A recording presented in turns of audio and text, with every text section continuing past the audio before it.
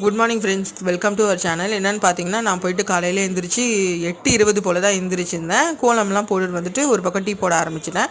பழைய பாத்திரம்லாம் ஏற்கனவே நேற்று வாஷ் பண்ண பாத்திரம்லாம் இருக்கு இல்லையா, அதெல்லாம் வந்து அடுக்க ஆரம்பித்தேன். இதுதான் எங்களுக்கு ரெகுலர் ரொட்டீன். என்னென்னு பார்த்தீங்கன்னா, அதெல்லாம் வந்துட்டு ஏற்கனவே சாப்பிட்டு போட்ட பாத்திரம்லாம் இருக்கு இல்லையா, அதெல்லாம் கழுவாமல் தான் இருந்தது. என்னென்னு பார்த்தீங்கன்னா, லீவ் இல்லையா, பசங்களுக்கு கொஞ்சம் ரிலாக்ஸ் ஆகிக்கலாம்னு சொல்லிட்டு அப்படியே தான் தூங்கிடுது. காலையில் எழுந்திரிச்சு தான் வந்துட்டு மண்ணை அதெல்லாம் க்ளீன் பண்ண ஆரம்பிச்சிருவேன். ஒரு பக்கம் பாத்திரம் அடிக்கிட்டு பழைய கழுவுன பாத்திரம் இருக்கு இல்லையா, அதெல்லாம் அடுக்கிட்டு வாஷ் பண்ண வேண்டியதெல்லாம் திருப்பி வாஷ் பண்ணி வைக்கிறதுக்காக ரெடி பண்ணிகிட்டு இருந்தேன்.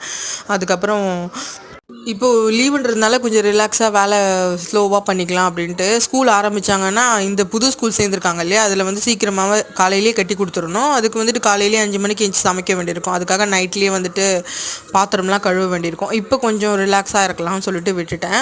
ஸ்கூல் ஆரம்பிக்கும் போதுட்டு காலையில் வந்து எழுந்திரிச்சு சமைக்க வேண்டியிருக்கும். சீக்கிரமாக உங்களுக்கு ரெகுலராக வந்துட்டு டிஃபன் பாக்ஸ், லஞ்ச் பாக்ஸ் வந்து ரெசிபிலாம் உங்களுக்கு நான் ஷேர் பண்ணுறேன். இப்போ என்னென்னு பார்த்தீங்கன்னா, காலையில் எழுந்திரிச்சோன்னா டீ போடுறதுக்கு முன்னாடி எல்லாமே சாப்பிட்றதுக்கு தண்ணி கூட குடிக்கிறதுக்கு முன்னாடி எனக்கு தைராய்டு மாத்திரை இருக்கு இல்லையா, அதை வந்து ஒன்று போட்டுட்டு தான் எல்லாமே சாப்பிட வேண்டியிருக்கும். அதுதான் வந்துட்டு இப்போ எடுத்து உங்ககிட்ட காமிச்சிருந்தேன். அதுவுமே போட்டுட்டு ஒரு பக்கம் டீயும் போட்டு நாங்கள் எல்லோரும் உட்காந்து குடிச்சிட்டு இருந்தோம். அதுக்குள்ளார என் சின்ன பொண்ணு எந்திரிச்சிட்டா. அவளுக்குமே வந்து பால் ஊற்றி கொடுத்துருந்தேன். அவள் குடிச்சிட்டு இருந்தான். அவங்களுக்கு எங்கள் மாமனார் மாமியாருக்குமே டீ கொடுத்தா அவங்களும் குடிச்சிட்டு இருந்தாங்க. நானுமே டீயெல்லாம் குடிச்சிட்டு கொஞ்ச நேரம் உட்காந்து என்ன டிஃபன் செய்யலான்னு யோசித்து பேசிட்ட பிறகு அதுக்கப்புறமா டிஃபன்லாம் ஆரம்பிச்சிருந்தேன். துணி வந்து இருந்துச்சு இல்லையா, அதை வந்துட்டு ஒரு பக்கம் போட்டுட்டேன்.